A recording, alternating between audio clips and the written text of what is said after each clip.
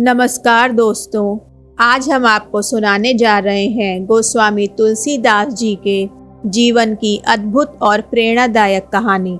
वही तुलसीदास जिनके जन्म के समय लोग उन्हें अशुभ मानते थे, लेकिन वही बालक आगे चलकर बने हिंदी साहित्य के महान संत और कवि, जिन्होंने रचा रामचरितमानस, एक ऐसा ग्रंथ जिसने करोड़ों लोगों के जीवन को छू लिया।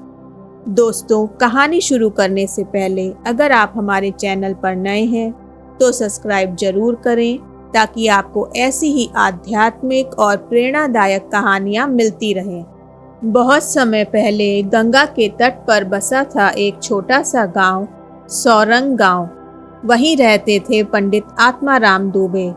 एक रात पंडित जी अपने मित्र के साथ घर के बाहर चिंता में बैठे थे, क्योंकि उनकी पत्नी किसी भी क्षण मां बनने वाली थी। तभी अचानक दाई चुनिया घबराई हुई बाहर आई और बोलती है, पंडित जी, बधाई हो, आपके घर पुत्र रत्न का जन्म हुआ है, लेकिन आपकी पत्नी की हालत गंभीर है। पंडित जी भगवान से अपनी पत्नी के लिए प्रार्थना करने लगते हैं, परंतु उनकी पत्नी का देहांत हो जाता है। पंडित जी ज्योतिषी को बुलाकर बच्चे का ग्रह नक्षत्र दिखवाते हैं। ज्योतिषी ने कहा, यह बच्चा अशुभ है, पूरे परिवार का नाश कर देगा, इसे घर से दूर कर दो। लाचार होकर पंडित जी ने अपने ही बच्चे को त्याग दिया, लेकिन दाई चुनिया को उस मासूम बच्चे पर दया आ गई और वह उसे अपने घर ले गई। गांव वाले और उसका पति विरोध करते रहे, फिर भी चुनिया ने उसे अपने बेटे की तरह पाला। कुछ वर्ष यूं ही बीत गए, लेकिन दुर्भाग्य ने फिर दस्तक दी।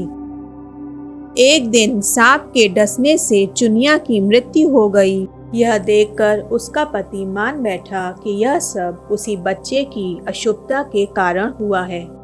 क्रोध में उसने उस निर्दोष बालक को घर से निकाल दिया। बेबस और अकेला बच्चा रोता बिलखता गांव की गलियों में भटकने लगा। बेचारा बालक रात को पेड़ के नीचे सोता और दिन में भूखा दर बदर भटकता रहता। लोग उसे मनहूस आत्माराम का बेटा कहकर दरवाजे बंद कर देते। अपमानित और भूखा वह अंततः गांव के मंदिर में पहुंच गया। मंदिर में संत नरहरिदास की नजर उस रोते बिलखते बालक पर पड़ी। उन्होंने पुजारी से उसके बारे में पूछा। पुजारी बोला, महाराज, यह आत्माराम दुबे का पुत्र है। अशुभ नक्षत्र के कारण कोई इसकी सहायता नहीं करता। यह सुनकर संत का हृदय पिघल गया।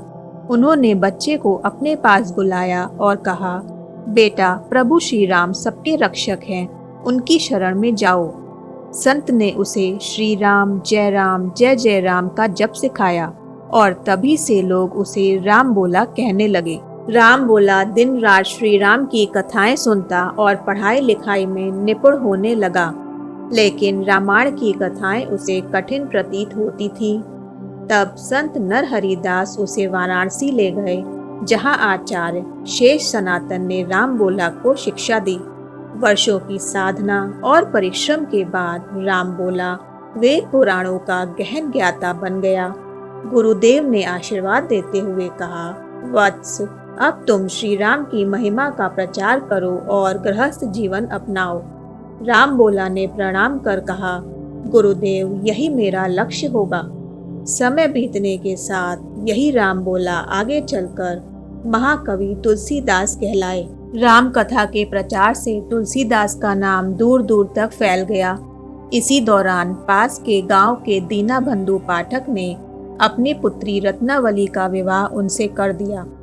तुलसीदास रत्नावली से अत्यधिक प्रेम करते थे।